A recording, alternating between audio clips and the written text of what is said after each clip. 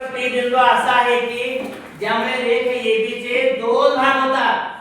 एक भाग AP 7.5 centimetre, दुसरा PB 12.6 सेंटीमीटर. तर रेख AB ला P बिंदू कोणत्या प्रमाणात विभागतो? इथं उत्तर आहे. आपण रेख AP काढूया. पण रेख AB P म्हणजे कुठं तर आहे. P बिंदू AB चे दोन भाग करतो. कमी जास्ती AP किती आहे? 7.5 आणि हा PB किती आहे? 12.5. त्यांनी काय सांगितले?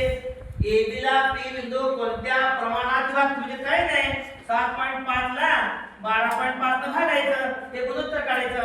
दशांश चिन्ह गेले का? वरती खाली दशांश चिन्ह गेले का? गेले.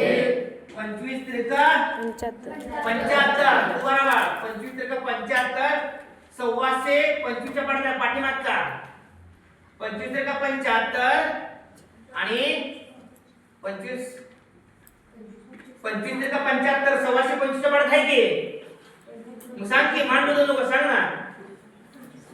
25 आणि 25 और 25 त्रिका 75, 25 चौक 100, 25 पाचा 25 पाचा 125. शेवटी उत्तर दिलं नाही. 3 आसपास. लक्षात आलं? ओके.